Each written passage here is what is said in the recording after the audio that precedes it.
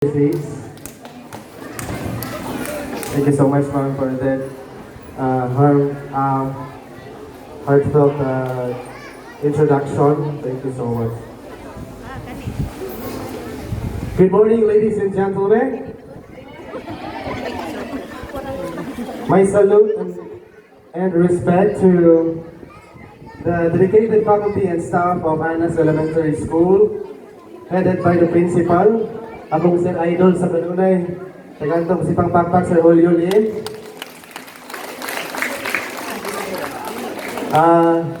To all the proud parents and guardians, supportive families and friends, benefactors, and most importantly, the graduating class of Anas Elementary School, Batch 2025. Congratulations and maayong buntag na tanan. My respect also to all our dignitaries here on stage, the Barangay Captain of Kutkutan, Ante Adelisa Nalia, sa Anas, Sir Asterio Salice, sa Magsaysay, Sir Ramil Bite, our SP member, Elpidio Palaka, Honorable Sinon Bite, and representative from M. Luilier, and of course, Ma'am Esther Lagita, utong tagaan sila sa Masipang Pakpak. Sa tanan akong wala mahinganli, maayong buntag once again. Ako tayo man. Kaya kasi mga lampas ko. Okay. It's really an honor to stand here and celebrate this exciting milestone with all of you. Today, it is not just about moving on from elementary and kindergarten, but it's about recognizing the hard work, the laughters, the tears, and friendships, and adventures you had along the way. Ladies and gentlemen, allow me to share my experiences when I was still like you way back 18 years ago, or almost 2 decades, 2 dekada na. I wish to share it mixed in Visayan language to connect more deeply with you. Kung okay ka, mag-Bisaya ko, gamay.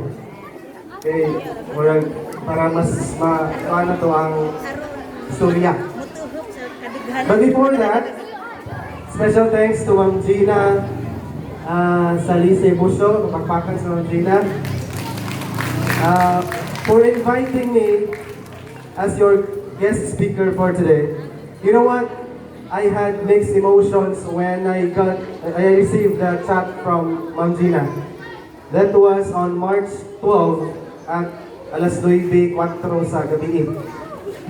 And during the time, na ako sa Bayawan City. That was Sibira Amik last month. My response George sa iyang chat, ano yung chat si ma'am nga, okay pa ko nung ayaw ko balibari kay wak ka ng imuhanan ng time or something na my response yun sa iyang chat was, mauwaw man ko ma'am, or ako siyang gi-auntie yun, auntie na ako tawag, sa una mag-ma'am ko, sa elementary karon auntie na. So mauwaw man ko kay naapamay daghan siguro, puhon naog mga presidente na ko, so nauna-una ko kanus-ama man yung taon. So, mao to nga, nakaingon ko sa kagalingon, maybe this is the right time in God's perfect timing. Kaya sa gusaon na ito, ingon nga, anak ta, o ingon ko ng Ginoo nga para nimo ni, imuha na din eh. So ako yung ginawat ang maong tahas, isip, pagsulti, pag-inspire sa ato ang mga bata or labi na sa mga graduates. 2007 ang among graduation dito man ni sa katong panitaw minit jamo dito kanong pira magigamit. Ako tong nag-bid sa graduation sa among graduation song, which is The Go the Distance. Imagine 18 years ago, unsa kadugay. Unya, for everyone to know nga I was once like you, nagunahuna ko sa kugalingon nga unsa kay feeling of mahimo kang guest speaker. Nagkabaw na nga po ninyo dire nga makaingon ana sa inyong pangidaron, pero sa ako ang pangidaron sa una, nagtan-aw ko sa mong guest speaker ba mahimo ka kung ngayana hon? Ano ko ba? So nakaingon ko nga bawo lang kahapon.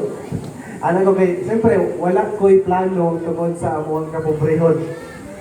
No?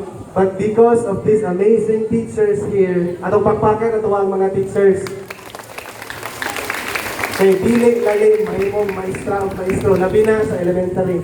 Ako teacher man ko sa secondary, mga marama man po to, pero at least put-an naman gamay. Kani sila nay gamay po marama, pero ang buot pa, ikaw yun. So diri ko nakatuon unsaon pagbasa o pagsuwat tungkol sa akong maestra. Labi na sa grade 1, Ma'am Sipin. Daghang salamat, Ma'am. Sa grade 2 na ko, si Ma'am Milan, retire na. Si Ma'am Sipin, si Ma'am Balinte man to. Si Ma'am Marion sa grade 2, si Ma'am Milan, Luisa.